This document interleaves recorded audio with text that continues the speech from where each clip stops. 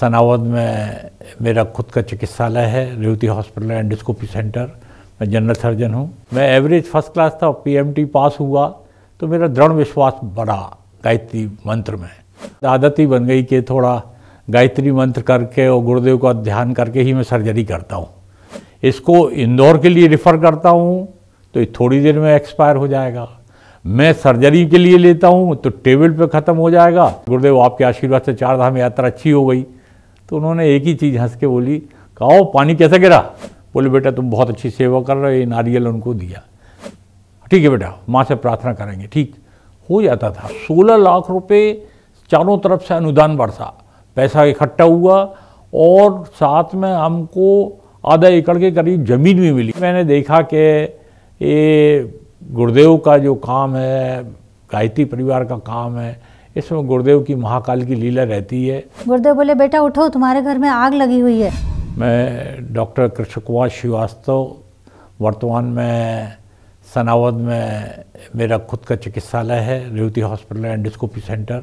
मैं general surgeon हूँ और गायत्री परिवार से मुझे जुड़े हुए करीब 40 साल से ऊपर हो रहे हैं। और शुरुआत प्रेरणा ऐसी हुई कि जब शुरुआत में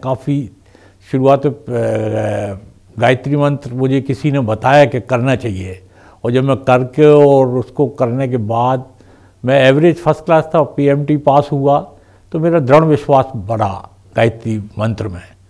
और फिर उसी समय कुछ प्रेरणा हुई कि जब ये शादी के बाद घूमने मसूरी आए तो देहर शांति कुंज आ गए 79 में।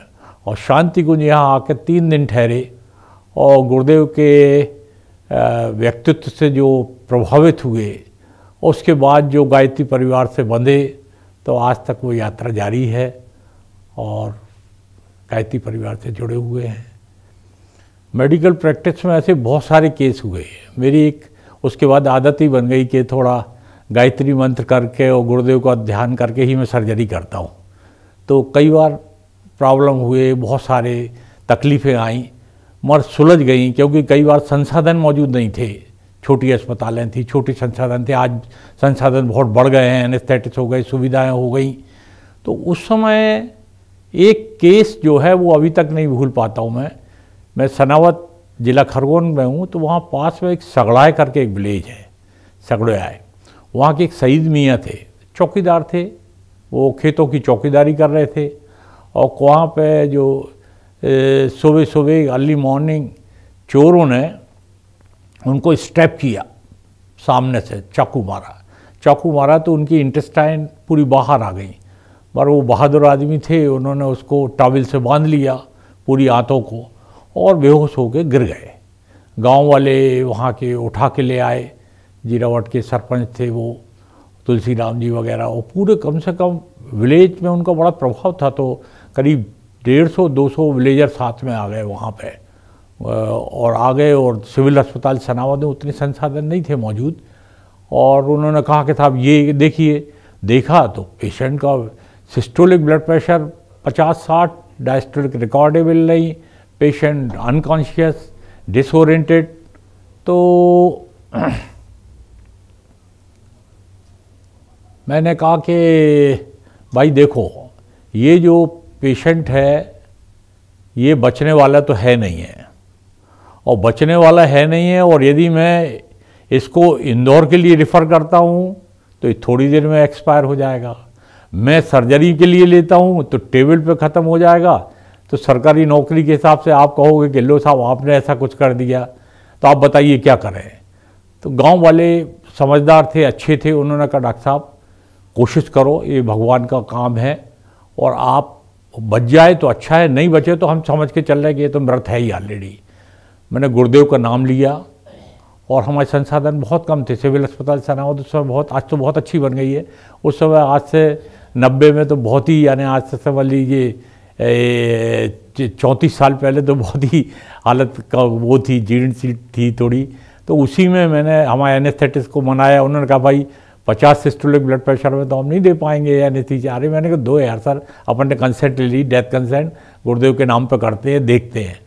और फटाफट उसका करीब 45 मिनट में लेप्रोटॉमी की, खोला, अंदर के जो ब्लीडर्स वगैरह टाई किए, थोड़ा वो क्लोज किया, ड्रेन वगैरह रखे और सर्जरी करके बाहर आए। 3-4 ब्लड काफ़ी बह गया था, ब्लड भी फटाफट अरेंज किया, ब्लड दिया और गुरुदेव का नाम लिया। मैंने कहा बचे तो आपका, नहीं बचे तो कोई बात ही नहीं है, कंसेंट है ही। और सरप्राइजिंगली वो केस बच गया और वो सईद मियाँ 90 से लेके 2020 तक मेरे पास रेगुलर साल में एक बार मिलने आते थे। बोले डॉक्टर साहब आपको भूलना बहुत मुश्किल काम है, आपने मुझे जान दी। तो मैंने कहा मैंने नहीं दी, ये मेरे पीछे जो गुरुदेव हैं इन्होंने दी, इनका नाम लेके किया था मैंने कुछ नहीं किया। और एक आश्चर्यचकित बात ये कि उस समय वो मौत से बच गए और ये 20 और 21 में वो मेरे पास आए। छोटी सी एक फुंसी थी, मैंने उसको एक कैंसर बायोप्सी की और कैंसर सार्कोमा डायग्नोस किया और बेचारों की 6 महीने में डेथ भी हो गई। तो उस समय जब उनको मरना था तब तो वो बच गए और इस समय देखिए ये हो गया। तो ये घटना मुझको भूले नहीं भुलाए देती। ऐसे तो मेरी मेडिकल जगत में ऐसे बहुत सारे उदाहरण हैं, मगर ये सबसे बड़ा उदाहरण है जो मैं कभी नहीं भूल पाता हूँ। गुरुदेव से जब भी मिलते थे थोड़ा सा डर लगता था, नए नए थे तो लगता था संगठन का कोई काम ना बोल दें, टोली में चले जाओ, तो बहुत डर लगता था कि सीधा सीधा काम करो। तो उस समय लोक लुभावनी बातें करता था मैं कि मेरे ट्रांसफ़र चाहिए, कहाँ चाहिए बेटा, चलो माता जी से प्रार्थना करेंगे हो जाएगा। बस मैं सोचता था अब ये मुझे कोई जिम्मेदारी ना दे दें लोग, क्योंकि आए मैं लोगों को देखता रहता था कहीं उस टोली में चले जाओ, इस चले जाओ, काम बहुत चल रहा था उस समय। गुरुदेव ने कभी ऐसा कहा नहीं, मन से ही ये सब काम होता रहा। और इसी बीच में एक दिन गुरुदेव से थोड़ा सा डर भी लगता था, शार्ट बातचीत होती थी, फटाफट करते थे, मगर इतने अनुशासन और इसमें भी हास्य विनोद का ऐसा पुट गुरुदेव ने देखा कि मैं तो आश्चर्यचकित रह गया। 83 की बात है कि हम लोग 4 लोग यहाँ परिजन आए और मन बना के आए थे कि 4 धाम की यात्रा करना है। सितंबर का महीना था और गुरुदेव से मिलने गए। तो गुरुदेव उस समय खूब पेपर में आता रहता था, ये बसें गिरी, वो बसें गिरी, हालतें भी ख़राब थी सड़कों की भी और उसकी भी, बजट भी कम था, जेब में पैसे कम थे। गढ़वाल मंडल विकास निगम की बसें तो अफोर्ड कर नहीं सकते थे, गढ़वाल एक और दूसरी थी टूरिस्ट ऑपरेटर एसोसिएशन, उसकी बसें रहती थी टूटी, तो उसमें चलते थे। तो गुरुदेव के पास इजाज़त लेने गए कि हमको 4 धाम यात्रा करना है। गुरुदेव ने कहा कि नहीं जाना। अब बहुत भीड़ लगी रहती थी, बोले नहीं तुमको नहीं 4 धाम नहीं जाना। अब हम लोग वहाँ से बस वापस आ गए अपने रूम पे, आए और चर्चा की कि भैया जब गुरुदेव ने मना कर दिया इसका मतलब कहीं गिरना ही है, फिर तो और क्या है, ज़बरदस्ती कोई कुछ कर ही नहीं सकते। और फिर भी हम लोगों ने साहस किया। मैंने कहा फिर लाइन में लगो दर्शन की, फिर अपन बात करेंगे। और फिर प्रकट हो गए गुरुदेव के पास दूसरे दिन, वो जो सामूहिक 4 बजे मिलने का एक क्रम रहता था अपनी अपनी समस्याओं का। तो गुरुदेव ने कहा हाँ कैसे, मैं गुरुदेव जाना है हमको तो 4 धाम, हम वहाँ से मन बना के आए हैं। तो गुरुदेव ने कहा जाना है, हम लोग मन ही बना के आए हैं, कल की घटना का हमने जिक्र भी नहीं किया। तो बोले अच्छा जाओ, पानी खूब गिरेगा। सितंबर का महीना था वो, अब 13-14 सितंबर, तो हम लोगों ने कहा पानी बहुत गिरेगा। तो हम लोगों ने कहा ठीक है, मन में कहा है पानी गिरेगा, ठीक है, अपन को इजाज़त मिल गई, इससे बड़ी क्या बात है। गए और यमुनोत्री, गंगोत्री, केदारनाथ जी, बद्रीनाथ जी, गोमुख भी गए और इतना पानी जहाँ से गए वहीं पानी पूरा। मगर हमको इतनी सी भी सर्दी खांसी कुछ भी नहीं हुई। वापस आए शांति कुंज, गुरुदेव से मिलने गए और गुरुदेव से मिल के खड़े हो गए। तो 4 बोले कि 4 गुरुदेव आपके आशीर्वाद से 4 धाम यात्रा अच्छी हो गई। तो उन्होंने एक ही चीज़ हंस के बोली, कहो पानी कैसा गिरा। हमने कहा गुरुदेव पानी तो ऐसा गिरा कि भींग गए, हर जगह भींग गए। बस इतना मुस्कुरा कर रह गए, बोले चलो जाओ खुश रहो। तो आशीर्वाद दिया। तो ये मतलब इतने दृढ़ अनुशासन के साथ इतना हास्य विनोद देख के दंग रह गया कि जब उनको हास्य विनोद करना होता तो ऐसा भी कर लेते थे वो। एक जब मंडला के समय में आए वहाँ पे, तो क्या हुआ कि गाड़ी में डीजल ख़त्म हो गया तो उन्होंने डीजल भरवाया, कलेक्टर से परमिट लिया, साथ में टोली थी, उन्होंने सब काम किया और हम लोगों का कम्युनिकेशन नहीं हो पाया उस समय गुरुदेव से। तो वो वहीं पे कलेक्ट्रेट के पास में एक जगह पे एक ग्राउंड में वहीं पे बैठे और एक चाय वाला उनको जानता भी नहीं था गुरुदेव को, उसे उनके हाथ में एक चाय का कप थमा दिया और कहा कोई संत हैं, वो तो गायत्री परिवार जानता नहीं था, एक ऊपर छाया कर दी। और जब हम लोग दौड़े दौड़े पहुँचे वहाँ तो उन्होंने कहा, हम लोगों ने गुरुदेव व्यवस्था की है वहाँ पे, वहाँ चल रहे हैं आपके लिए, कुछ नहीं यहीं बैठो। और वहीं बैठे, वहीं सभा हुई और वहीं से फिर वो अगले शक्तिपीठों के प्राण प्रतिष्ठा के कार्यक्रम के लिए निकल गए। तो ऐसा उनका कभी कभी दृढ़ अनुशासन और ऐसा भी रहता था कि हम लोग ये रहते थे। और दूसरे एक शक्तिपीठ के निर्माण के समय लखनऊ दौर में जब आए तो सब लोग मिल रहे थे, मंत्री, सांसद, ये वो। मैं गुरुदेव ने उतने बीच में कहा कि ये बुलाया, इधर आओ। वो जो थानेदार चुपचाप ड्यूटी कर रहा, वो उस गायत्री परिवार का नहीं था, टीआई जो अपने वहाँ पर काम कर रहे थे। बोले उनको बुलाओ, हम लोगों ने बुलाया। बोले बेटा तुम बहुत अच्छी सेवा कर रहे हो, ये नारियल उनको दिया। तो उनको जिसको आने जो काम के प्रति जो समर्पित रहते, उनका प्रति उनका जो भी सम्मान रहा हो वो हमने देखा। तो ये गुरुदेव के हमने एक दो चीज़ें वहाँ वाच की, तो ये देखा है इसके लिए।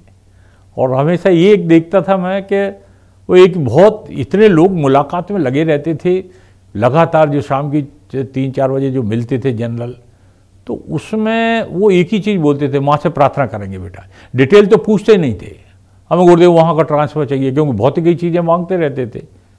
ठीक है बेटा, माँ से प्रार्थना करेंगे, ठीक हो जाता था। जहाँ गए वैसे सरकमस्टेंस से बनते थे, काम हो जाता था। तो मैं दंग रहता था कि गुरुदेव के आशीर्वाद बिना काम भी ये भी किए भी इतना अच्छा मिलता है, तो जो लोग खूब काम करते हैं जुड़े हुए, उनके ऊपर कितने अनुदान उनके ऊपर बरसते होंगे। ये शांति कुंज हरिद्वार से में हम लोगों ने यहाँ आए और विराट संस्कार महोत्सव आयोजन की स्वीकृति मिली। और जब स्वीकृति मिली तो हम लोगों ने वहाँ आयोजन शुरू किया। हमारे रविंद्र दुबे जी जो वहाँ काफ़ी एक्टिव थे और सब लोग थे, पर संगठन वहाँ पे शैशव काल में था, तो मुश्किल से 12-15 लोग थे। और अंदर ग्रामीण क्षेत्र में भी उतना मजबूत संगठन उस समय नहीं था। तो सोचा कि इतना बड़ा फंक्शन करना है, और विराट संस्कार महोत्सव बड़े लेवल पे था, मतलब इतना कि उसमें 137 निःशुल्क शादियाँ हुई थी, इतना बड़ा संगठन था। और यहाँ से भाई साहब डी त्रिपाठी भाई साहब और ये सब संयोजक के रूप में गए थे। तो ये उस समय एक समस्या खड़ी हुई कि गांव वहाँ सनावत काफ़ी गणमान्य लोग काफ़ी सहयोगी हैं दूसरे सभी कार्यक्रमों में, भले वो गायत्री परिवार के ना हो, मगर गायत्री परिवार के कार्यक्रमों में बेचारों ने सहयोग पूरा किया। अब उन्होंने कहा एक 12-15 लाख का बिल वो बन रहा है अपना टोटल बजट, तो आपका क्या है? मैंने कहा ज़्यादा से ज़्यादा 2-3 लाख। बोले 2-3 लाख है तो कैसे काम होगा? तो हम लोग बहुत सोच में पड़ गए कि कैसे काम होगा, संगठन भी नहीं है, पैसे भी नहीं है। मगर उस वक्त बैठे बैठे फिर एक दिन सोचा क्या किया जाए, तो एक हम लोगों ने बाल सुलभ चीज़ से किया कि खाने के कूपन छपवा लिए जाए। तो खाने के कूपन यानी कितने लोग आएंगे, अंदाज़ा लगाया 1-1.5-2 लाख लोग आएंगे। पूरा क्षेत्र में नई चीज़ है तो निश्चित रूप से आएंगे, और निःशुल्क शादियाँ भी हैं, तो उसके कूपन छपवा लिए खाने भोजन के, और भोजन के 5 रुपये का पर कूपन। तो उन्होंने कहा कितना हो जाएगा? 6 लाख तो ये मिल गए, 3 लाख हो गए, 9 लाख ऐसे अपने हो जाएंगे। अब शांति कुंज से जो टीम पहुंची आते साथ उसने जब जायज़ा लिया तो उनको बताया साहब ये पैसा हम इकट्ठा कर रहे हैं। उन्होंने कहा सबसे पहले तो ये कूपन फाड़ दो, गायत्री परिवार का सब काम निःशुल्क होता है, यहाँ कोई पैसे का खेल ही नहीं है। तो वो कूपन से फाड़ दिए गए। और अब फिर सोचा क्या किया जाए। उन्होंने कहा कुछ नहीं, महाप्रसाद बनेगा खिचड़ी का, वो बांट देंगे, कोई लग्जरी चीज़ या कुछ भी नहीं बनाना, आप बिल्कुल बस कार्यक्रम होना, गुरुदेव का संदेश पहुंचना चाहिए, जो हमारा मूल उद्देश्य है। और विश्वास कीजिए संगठन तो मत्स्य अवतार में बड़ा ही उस घटना के बाद में, मगर उसमें हमको 16 लाख रुपए चारों तरफ से अनुदान बरसा, पैसा इकट्ठा हुआ। और साथ में हमको आधा एकड़ के करीब ज़मीन भी मिली, जिसमें वर्तमान में आज शांति कुंज शक्तिपीठ वहाँ पे बना हुआ है। पैसे बच भी गए, जिसमें हमने निर्माण कार्य भी कर लिया।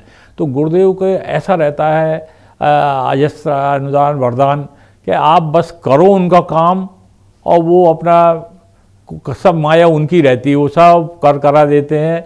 और उस समय ही हमने महसूस एक और बड़ी चीज़ की कि हमारे निजी काम रहते हैं तो हमें कई महत्वपूर्ण लोगों से मिलना है, काम होना, तो हमारे काम में बहुत बाधा आती है। इस गायत्री परिवार के काम में कभी आओ तो पता लगा अगले ही चौराहे पे सांसद महोदय मिल गए, विधायक महोदय मिल गए, काम हो गया, जिससे पैसा चाहिए पैसा मिल गया। तो हम लोग बड़े आश्चर्यचकित रहते थे कि बस सोचा नहीं और वो काम हो गया। तो ये मैंने देखा कि ये गुरुदेव का जो काम है, गायत्री परिवार का काम है, इसमें गुरुदेव की महाकाल की लीला रहती है। आप उसके पार्ट बनिए और आपके काम अच्छे से अच्छे, संगठन के काम तो इतने अच्छे संपन्न होते, पारिवारिक तो संपन्न होते ही हैं, संगठन के काम तो बिल्कुल इजीली ऐसे संकल्प हो जाते कि जब संपन्न हो जाते हैं काम तो अब लगता था कि कितना कठिन काम था, कितना गुरुदेव ने इजी बना दिया। शायद वो परीक्षा ले लेते हैं आपकी कि आप किस प्रकार से काम करोगे, और इस प्रकार गुरुदेव की लीला देखते रहते हैं। मेरा नाम दीपशिखा श्रीवास्तव है। मैं सनावद डिस्ट्रिक्ट खरगोन से हूँ। और उस समय की बात है जब हम मंडला में डिस्ट्रिक्ट में थे और मेरा बड़ा बेटा होने वाला था। तब उस समय मुझे रात में नींद नहीं आती थी, दिन में ही नींद आती थी। थोड़ी सी देर को हम सोए थे और उसी समय आँख लग गई। उस दिन गुरुदेव आने वाले थे तो घर में खूब सारा पानी भरवा के रखा था, नहीं तो इतना पानी कभी भरवा के नहीं रखते थे। उस दिन बहुत सारी टंकी का पानी, बाल्टियाँ सभी भरवा के रखा हुआ था। नींद लगी और नींद लगते ही गुरुदेव की आवाज़ आई। गुरुदेव बोले, बेटा उठो, तुम्हारे घर में आग लगी हुई है। मैंने उठी, एकदम घबरा के उठी। मैंने कहा कहाँ आग लगी है? इनके पास दौड़ी चली आई डॉक्टर साहब के पास। बोले कहीं आग लगी है, हमको गुरुदेव ने बोला। बोले गुरुदेव तो आए ही नहीं है। मैंने कहा नहीं, गुरुदेव की आवाज़ आई मुझे। तो इन्होंने जाके देखा तो पीछे धू धू करके छप्पर जल रहा था और चट चट की आवाज़ जो मुझे नींद में सुनाई दी वो आवाज़ भी आई। खूब आवाज़ें आ रही थीं। और उसी दिन ये घटना टलते टलते बची। वो जो पानी उनके लिए बचा रखा था, भर के गुरुदेव ने रखवा दिया था, वो पानी से आग बुझाई और उस दिन हम सब ऐसे बच गए। ऐसे थे हमारी युग दृष्टा परम पूज्य सद्गुरुदेव। हमारे YouTube चैनल शांति कुंज वीडियो गायत्री परिवार को सब्सक्राइब करें एवं बेल आइकन जरूर दबाएं ताकि गायत्री परिवार की विभिन्न गतिविधियों की जानकारी आपको मिलती रहे।